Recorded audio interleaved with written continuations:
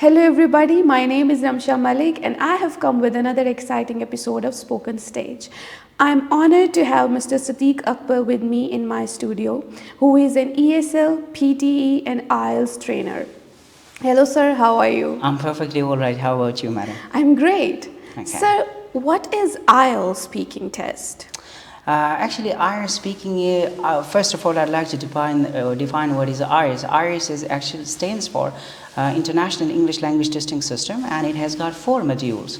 So one of the modules is IELTS speaking, and in which the students face examiner, and it's a one-on-one conversation, an interview, you can say.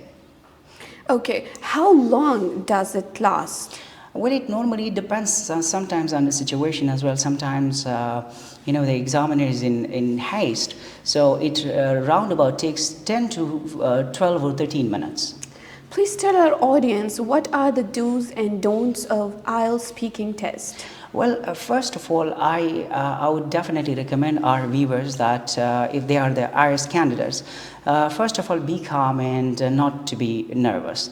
To be calm and not to be nervous, that is a key, that you first of all, keep yourself calm, you understand the questions, and then you properly reply those questions. Other than that, I feel that they should avoid a monotone answer. By monotone answer, I mean to say a one-sentence answer.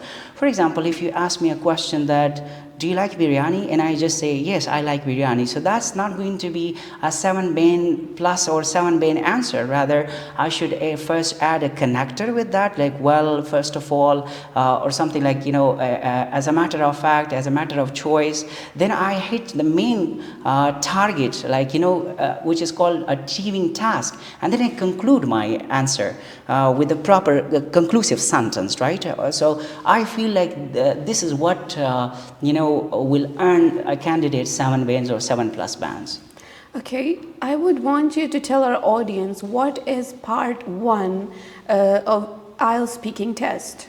Normally, IELTS speaking part 1 consists general questions or life related questions, such as about hobby, maybe about game and picnic, anything related to which you might experience, or you might have experienced other people having these kind of I would say that kind of experiences in their life. So it doesn't actually require very extended answer, but I would say that if the question lasts for 2 to 3 answers, so that's fine. And what is included in part 2 of IELTS speaking test? That is something really tricky. The examiner is actually looking for, whether you can present something well or can relate present with past or past with present. So in that case, what is there that, you are first given a cue card. Along with the cue card, you are given also a pencil and paper, and you are asked to make some notes. For 1 minute you have to make notes, and then for 2 minutes you have to speak. So during the speak, how you are connecting the events, how accurately you are speaking, how fluently are you speaking, and other than that, how you visually create a kind of a story in the mind of the examiner. So that's going to earn someone's required bands, I would say, like handsome bands in IELTS speaking test. Please educate our audience about part 3 of IELTS speaking test. Part 3 of IELTS speaking test is actually related to part 2. That is like the extended discussion of part 2.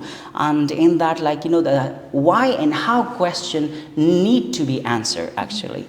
You are asked that, do you think your hometown is a better place to look after the children, and why? So in this case, this seems a bit philosophical. As compared to part 1, it's a bit lengthier, as well as it's a bit philosophical, where you have to address the question of how, what, and why, WH question. So in this regard, I would definitely feel that it needs an extended answer, and obviously it's related to speaking part 2, which is cue card. How can one score 7+ bands in IELTS speaking test And what is the advantage of scoring 7+ bands in our speaking Well, test? there are a number of things involved. I would say a number of key factors involved in order to score 7+ bands or 7 bands. First of all, you need to have a nice vocabulary bank, such as lexical resources. And other than that, you should have a good rephrasing skills as well. Like if you are an examiner, you are asking me a question, with the same tone, with the same words, I'm replying. So I give a kind of impression to the examiner that I'm not going to have any other word other than the one which you have spoken actually.